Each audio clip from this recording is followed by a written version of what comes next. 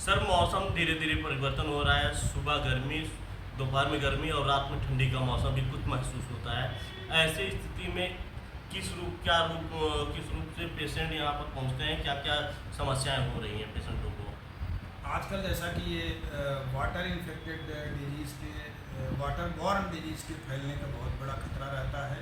ये बहुत पुराने समय से जुलाई, अगस्त, सितंबर का जो मौसम होता है, इसमें बहुत हाई टेम्परेचर के साथ फीवर आता है, बहुत बॉडी में तेज़ पेन होता है, सर दर्द होता है, उल्टी की शिकायत होती है।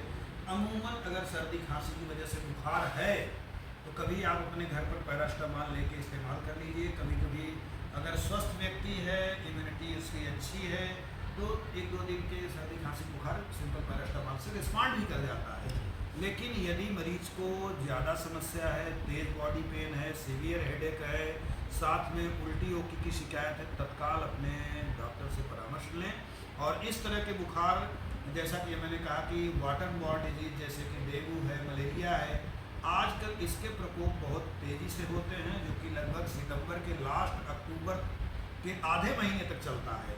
और ऐसी कंडीशन में जरा सी भी लापरवाही कई बार मरीज का प्लेटलेट डिक्रीज कर जाता है, मरीज शॉक में जाने लगता है। इस बुखार का सबसे बड़ा कॉम्प्लिकेशन यही है, जब मरीज शॉक में जाने लगे तो इस कंडीशन में मरीज को हायर सेंटर की ज़रूरत पड़ती है, आईसीयू की ज़रूरत पड़ती है।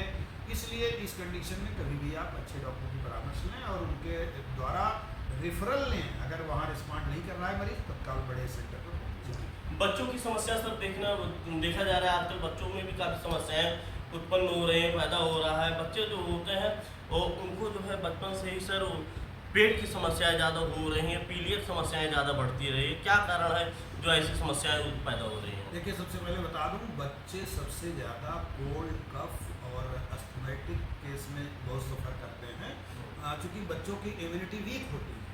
तो इस कंडीशन में हमें बच्चों को बहुत बचाने की ज़रूरत है। उनका जो खान पान है, खासकर कोल्ड कंजम्पशन बहुत कम हो। बच्चे अक्सर देखिए मानते नहीं हैं, कभी ठंडा पानी पी लिए, कभी आइसक्रीम ले लिए, कभी बर्फ़ खा लिए।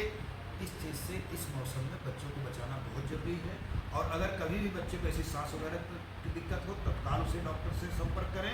और रही बात इन्फेक्टेड डिजीज़ की, इन्फेक्टेड डिजीज़ आज हमारी जो भारत सरकार की योजनाएं हैं, जो लगातार पिछले साल से हमारे सरकार की योजनाएं इसी पे केंद्रित हैं कि जो संक्रामक बीमारियां हैं, हम इनको कैसे नियंत्रण में लाएं।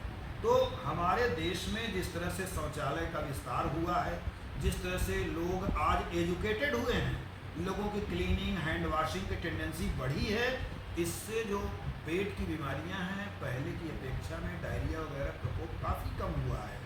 और बच्चों को भी हमें इस तरह से ट्रेन करना है कि वो मिट्टी पर गिरी हुई चीज़ें न खाएं, हाथ धुल के खाएं।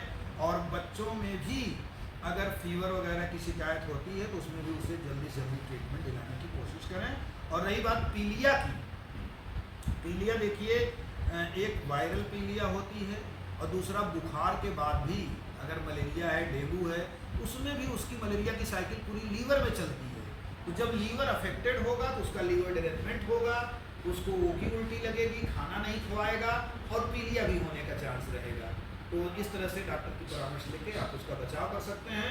एक बात मैं आप लोगों को और कहना चाहूँगा, जो जनहित में बोल रहा हूँ, कि देखिए इलाज से बढ़िया बचाव, prevention is the better than cure.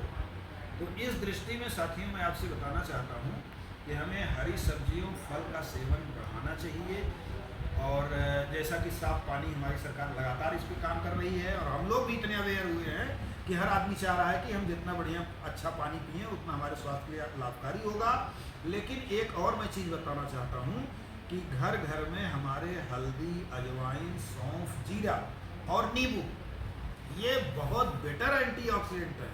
तो बेटर एंटीऑक्सीडेंट क्या करता है? आपकी एजिंग कम करता है, आपकी इम्यूनिटी बढ़ाता है, आपके शरीर में डिटॉक्सिफाइंग एजेंट काम करता है। जब आपके शरीर में टॉक्सिन्स कम होंगे, आपकी शरीर बीमारी बहुत कम होगी। इसलिए आप नींबू का सेवन और हल्दी का सेवन जरूर बढ़ाएं। हल्दी बहुत ही उपयोगी हमारे घर में पाए जाने वाला मसाला है, जो हम घर में केवल स्वाद और रंग के लिए इस्तेमाल करते हैं। लगभग एक व्यक्ति को अगर 1 चम्मच हल्दी प्रतिदिन खाए, उसके शरीर में किसी भी प्रकार की इन्फ्लामेटरी डिजीज होने के चांस बहुत कम हो जाते हैं।